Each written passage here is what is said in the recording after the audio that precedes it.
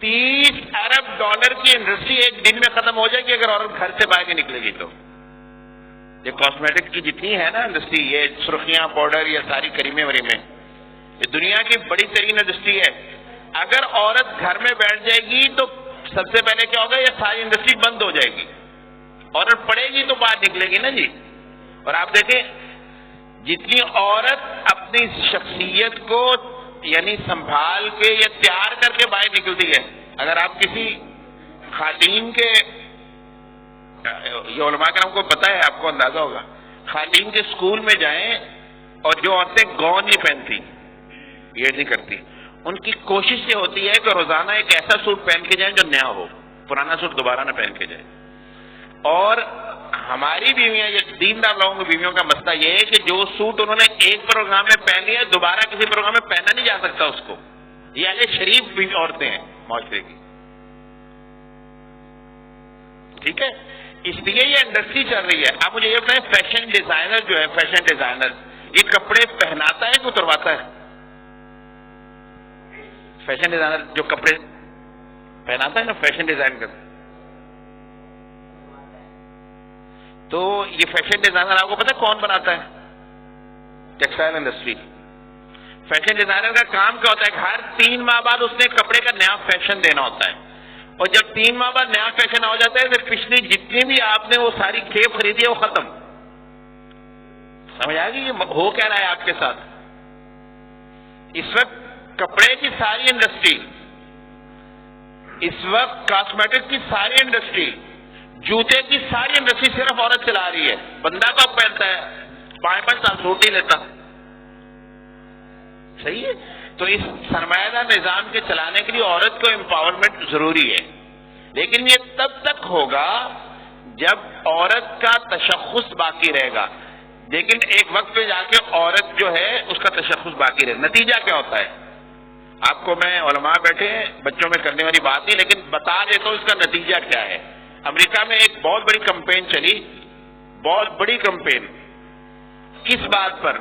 جب عورت کو گھر سے آپ باہر نکالتے ہیں تو نتیجہ کیا ہوتا ہے کہ عورتوں نے جلوس نکالے امریکہ میں اس بات پر کہ مرد جو ہے اگر اپنی قمیض اتار دے تو لوگ اسے برا نہیں سمجھتے، عورت قمیض اتارے تو اسے برا کیوں سمجھتے ہیں. تو امریکہ میں نوجوان عورتوں نے کیا کیا؟ امریکہ کی سڑکوں پر قمیض اتار کر احتجاج کیا کہ یہ جو مرد کر رہے ہیں یہ غلط، ہمارے ساتھ رویہ غلط ہے. یہ ہے نتیجہ. ہم اپنی عورت کو یہاں پہنچانا چاہ رہے ہیں.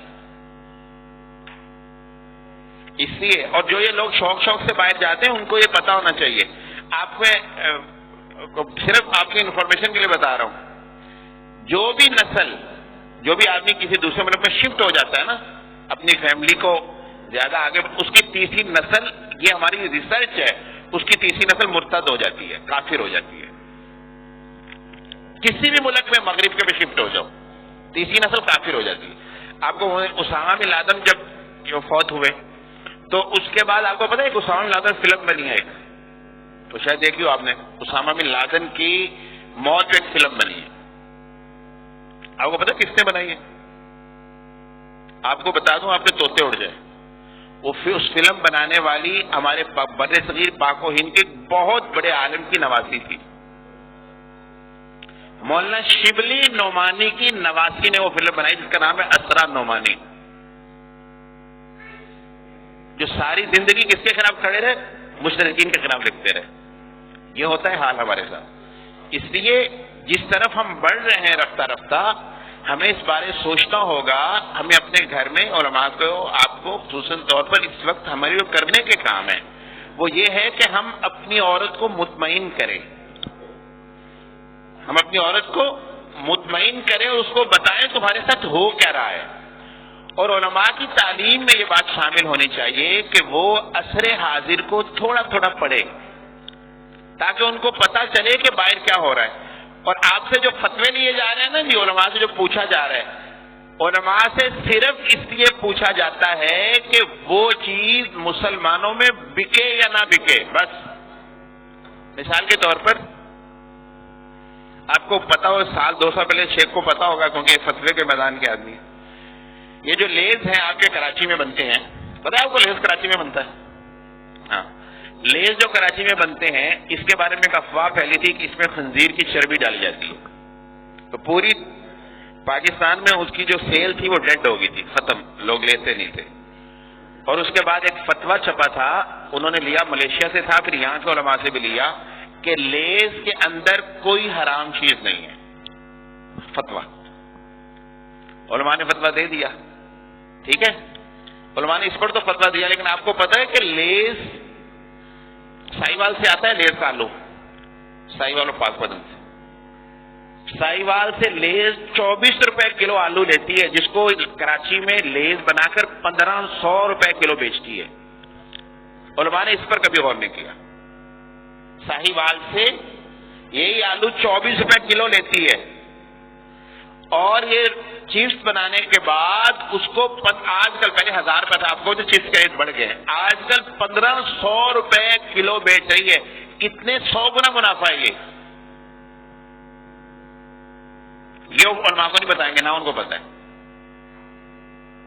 تو ہمیں کیا چاہیے, عصر حاضر کا تھوڑا بہت مطالعہ, اور اس پر ہم کوئی بھی نہیں سوچ رہے. ٹھیک ہے, کل مجھے نا ایک دو نظام ابی بکر میں گفتگو ہو رہی تھی, تو مجھے بچے نے کہا کہ یہ پھر ہم جدید ساری خوراکیں یہ جو چھوڑ دیں, ہم یہ جو کھاتے کھوتے ہیں. میں نے کہا میں نے تو یہ نہیں کہا, میں نے آپ کیا کھانا چاہتے ہو, کہتے برگر شرگر. میں نے کہا میں نے آپ کو یہ کہا, میں نے وہاں بیان کی تھی کہ اس وقت جو جتنا بھی یہ نظام کھڑا ہے نا جی, اس نظام کا جس طوطے میں جان ہے نا وہ ایک ہی ہے, پرائس کنٹرول. مثال کے طور پر ایک 24 روپے کلو جو آلو مل رہا ہے, اس پر سارے خرچے ٹریولنگ کے بھی ڈال دیں, بنانے کے ڈال دیں, تو کتنا خرچہ ہوا ہوگا آپ سوچ کے بتائیں. زیادہ سے زیادہ 100 روپے پر کلو ہو جائے گا, یعنی اس کی پرنٹنگ, ٹریولنگ اور اس کو بنانے کا خرچہ پر کلو. یہ چلو 200 ڈال دیں تو وہ کتنے کا بکنا چاہیے, 250 روپے کلو بکنا چاہیے. وہ بک رہے 1500 روپے کلو. ٹھیک ہے, اگر آپ لیز کے اس آلو کا خرچہ ڈالیں اس کے اوپر 200 روپے, تو لیز کی کمپنی کل یہاں بند ہو جائے گی. میں نے ان کو بتایا طلبہ کو کہ ان کی جان جو ہے نا یہ پرائس کنٹرول میں ہے, کہ آپ ان کے پرائس ٹھیک کر دیں گے نا تو سب کچھ ٹھیک ہو جائے گا, یہ ختم ہو جائیں گی ساری کمپنیاں کرنی. تو مجھے کہنے لگا جی برگر ورگر کھانا پڑتا ہے. میں نے کہا اچھا یہ بتاؤ کہ یہ باہر والا جو برگر والا ہے, برگر کتنے کا دیتا ہے؟ کہنے لگا جی برگر وہ دیتا ہے 60 روپے کا جامعہ ابو بکر. میں کہ وہی برگر آپ جا کے پیزا ہٹ سے لو تو وہ کتنے کا دے گا؟ کہتے وہ دے گا 600 روپے کا. میں نے کہ باقی جو 540 روپے جو ہیں یہ آپ پیزا ہٹ کو خود دے رہے ہو, برگر ہی ہے نا. اس کی اگر کوالٹی بہتر ہے تو کیا اتنی کوالٹی بہتر ہے کہ آپ سے 540 روپے اس برگر کے لے, اور یہ پیزا کا برگر بھی چھوٹا ہوتا ہے. تو یہ ہمارے ساتھ ہو رہا ہے. تو ہمیں چاہیے یہ اس دور میں کہ ہمیں اس دور کو علماء کرام کی خدمت میں آنے کا مقصود یہ ہے کہ ہمیں تھوڑا چیزوں کو سمجھنا ہے. ہمیں لوگوں کو فتوے نہیں دیتے رہنے. آپ کو پتا ہے اس وقت کراچی میں پانی نہیں ہے. شیخ کوئل میں جب شیخ یہاں پڑھتے تھے نا کراچی میں, اس وقت کراچی میں پانی تھا نا شیخ, جب آپ کے والد گرامی یہاں ہوتے تھے اس وقت پانی تھا. یہ کراچی کا پانی کدھر گیا, سوچا آپ نے کبھی؟ کراچی کا پانی کدھر گیا؟ جی جی توجہ کریں جی, کراچی کا پانی کدھر گیا؟ کسی بھی جگہ اگر ایک بڑی انڈسٹری لگتی ہے تو اس کے 50 کلومیٹر کے ایریے میں پانی پینے کے قابل نہیں رہتا, ایک فیکٹری بڑی لگنے کی وجہ سے. یہ دنیا میں پانی ختم ہو رہا ہے. سعودی علماء سے ایک فتویٰ پوچھا جاتا ہے, اور عام تو آج کل تو وہاں استعمال بھی ہو رہا ہے, کہ یہ جو پانی ہم استعمال کرتے ہیں اس پانی کو دوبارہ صاف کر کے استعمال کیا جا سکتا ہے کہ نہیں؟ یہ گندا پانی گٹروں کا, اس کو دوبارہ صاف کر کے استعمال کیا جا سکتا ہے نہیں؟ جی بتائیں, کیا جا سکتا ہے کہ نہیں کیا جا سکتا؟ کیوں؟ تو صاف ہو گیا نا. وہ 3 جو اس کی آپ وجہ بیان کرتے ہیں وہ تو ختم ہو گئی, اس میں پھر شفاف ہو گیا. ہاں جی, خوشبو, رنگ اور ذائقہ جو ہے وہ تو اس کا واپس آ جاتا ہے. تو اصل میں علماء سے یہ سوال پوچھتے, علماء کیا جواب دیں گے؟ 2 ہی جواب دیں گے, یا جائز دیں گے یا ناجائز دیں گے. آپ کہیں گے کچھ چیزوں میں جائز ہے کچھ میں ناجائز ہے, یہی ہوگا نا فتویٰ میں. لیکن یہ دوسرا سوال ہے. علماء سے پہلا سوال نہیں پوچھا جاتا کبھی بھی, لیز کھا کیوں رہے ہو تم؟ علماء سے دوسرا سوال پوچھا جاتا ہے کہ یہ ٹھیک ہے کہ نہیں، اور پہلا سوال یہ ہے کہ پانی گیا کدھر، کہ آپ اتنے مجبور ہو گئے ہیں کہ آپ کو پینے کا پانی نہیں مل رہا، تو پانی چلا کدھر گیا؟ اس کا مطلب اللہ نے کائنات کی تخلیق کرتے ہوئے پورا پانی نہیں دیا ہمیں؟ یہ کیا مطلب سخر لکم ما فی السماوات والارض؟ یہ تو اللہ کے منصوبے کے خلاف ہے۔ اس کی وجہ یہ بات سوال کیوں نہیں اٹھایا جاتا؟ اس سے نہیں اٹھایا جاتا کہ اگر یہ سوال اٹھایا جائے پھر انڈسٹری نہیں چلتی۔ آپ کو پتہ ہے پانی سب سے زیادہ کون سی انڈسٹری خرچ کرتی ہے؟ یہ آٹو موبائل کی۔ یہ کار ایک بنتی ہے نا، ایک کار کے بننے پہ 16,000 گیلن پانی خرچ ہوتا ہے، صاف میٹھا پانی، کڑوا نہیں کراچی کا، ایک کار کے بننے پہ۔ اور فورڈ کمپنی جو ایک کمپنی وہ سالانہ 1 کروڑ کار بناتی ہے، باقی چھوڑ دے ٹوٹا وغیرہ تو بہت بناتی ہے۔